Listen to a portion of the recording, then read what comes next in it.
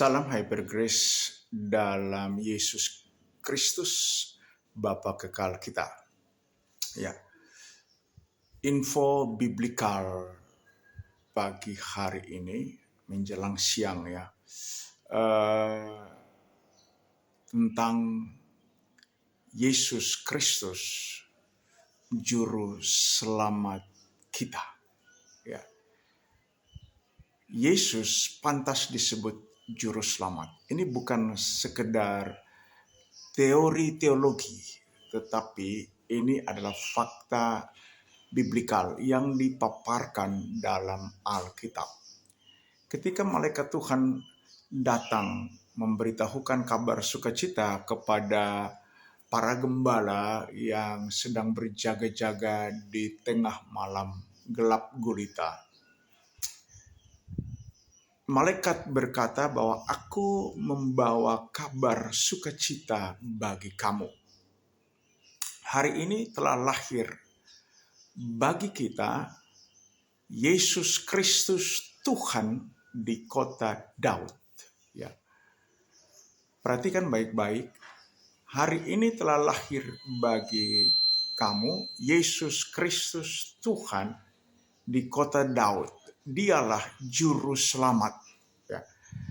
Hari ini telah lahir juru selamat, Yesus Kristus Tuhan. Nah, bila kita memeriksa perjanjian lama, ya, ini merupakan penggenapan nubuatan. Ya. Itu ada di Yesaya 63 ayat 9, ya. Tidak ada bukan duta, bukan utusan, tetapi Dia sendiri, ya, yang akan datang menyelamatkan kita. Nah, kemudian ada di Yesaya 43 ayat 10 sampai 11, ya. Dia mengatakan bahwa akulah juru selamat, tidak ada yang lain. Akulah. Jadi, kalau kita melihat dari perspektif perjanjian lama, yang mengatakan akulah juru selamat adalah Sang Jehovah, ya. Sang Yahweh, Yod-He, Vav-He. Dia dengan tegas berulang kali mengatakan tidak ada juru selamat yang lain. Tidak ada, akulah juru selamat. Ya. Nah, kemudian dia memberitakan kepada para nabinya untuk menyampaikan, untuk mendeklar, ya, bahwa hanya Dialah juru selamat. Nah, sampai-sampai malaikat pun ditugaskan untuk menyampaikan kabar sukacita ini. Ya. Kalau saudara tahu, ada istilah masa vakum sekitar 400 tahun, ya, intratestamentum, ya. Itu ada 400 tahun, ya, Tuhan berdiam diri, masa vakum, ya, dalam dunia teologis mengatakan demikian. Masa antara kitab Maleaki atau Nabi Maleaki ke perjanjian baru, ke Matius, ya, ke kelahiran Yesus Kristus, ya. Nah, itu ada 400 tahun Tuhan berdiam diri, tidak memberitahukan apapun kepada manusia, tidak ada pewahyuan. Lalu tiba-tiba Tuhan menyuruh malaikat menyampaikan kabar sukacita. Hari ini telah lahir bagimu juru selamat, Yesus Kristus Tuhan di kota Daud. Jadi perhatikan baik-baik teksnya, Yesus Kristus Tuhan.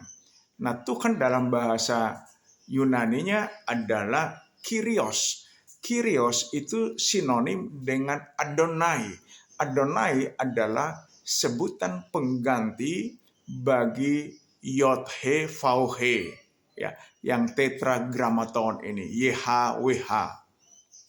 Ya.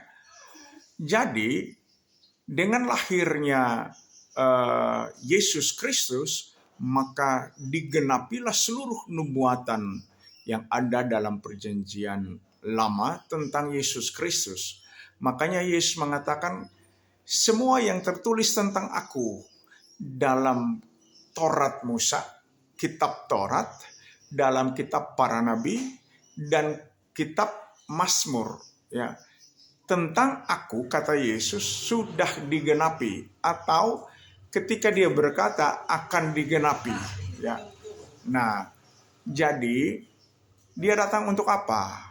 Ya, untuk melakukan misi penyelamatan anak-anaknya. Ya, sehingga Alkitab mengatakan di Ibrani 2 ayat 14, ya, karena anak-anak itu terdiri dari darah dan daging, maka dia, Yesus Kristus, menjadi sama seperti mereka.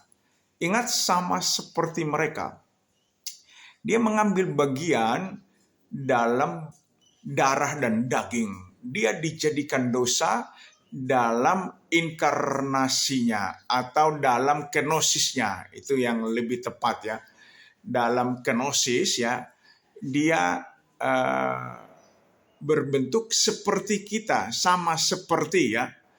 Walaupun dia adalah totality ilahi. Yesus bukan atau tidak pernah memiliki natur insani. Dia 100% natur ilahi. Ya. Dia dijadikan dosa. Alkitab mengatakan di dalam dia tidak ada dosa, ya, dan dia tidak mengenal dosa. Dia dibuat jadi berdosa karena kita, supaya di dalam Yesus Kristus kita diselamatkan. Ya. Jadi Yesus Kristus itu adalah juru selamat pribadi saya, dan setiap pribadi orang percaya atau orang Kristen, orang-orang yang mengikuti Yesus Kristus sebagai teladan hidupnya. Nah, Yesus tidak membawa agama. Yesus tidak menciptakan agama Kristen. Tetapi setiap orang yang mengaku Yesus Kristus sebagai Tuhan dan Juru Selamat pribadi, itu disebut Kristen. Ya. Sekali lagi, orang Kristen adalah pengikut Yesus Kristus. Yesus Kristus memberikan teladan kepada kita. Yesus Kristus telah menggenapi seluruh tuntutan hukum Taurat. Ya, ada 613 perintah di dalam Taurat atau yang disebut mitzvot. Ya, itu telah dipenuhi. Ya, jadi dia melakukannya untuk saya dan saudara, dan dia membuat hukum yang baru dalam pengertian atau perspektif hukum. Itu adalah suatu hukum harus dibatalkan oleh hukum yang lebih tinggi. Ya, hukum membatalkan hukum. Yesus membatalkan mitzvot Torah yang 613, termasuk dasatitah Torah. Ya, jangan. Poin 1 sampai 4 itu jangan menyembah Tuhan Allah yang lain. Ya, jangan ada padamu ilah lain. Kemudian 5 sampai 10 itu hubungan horizontal sesama manusia. Jadi 1 sampai 4 itu vertikal sifatnya, yang 5 sampai 10 horizontal sifatnya, dan itu semua sudah dibatalkan. Itu terdapat dalam Efesus pasal 5 atau pasal 2 ayat 15 ya. Efesus pasal 2 ayat 15 ya. Semoga kita dapat memahami kebenaran ini. Marilah kita jangan pernah malu mengatakan Yesus Kristus adalah Tuhanku dan Bapakku. Dialah satu-satunya juru selamat kita, orang yang percaya kepadanya. Tuhan Yesus memberkati, dan salam hyper grace. Haleluya. Amin.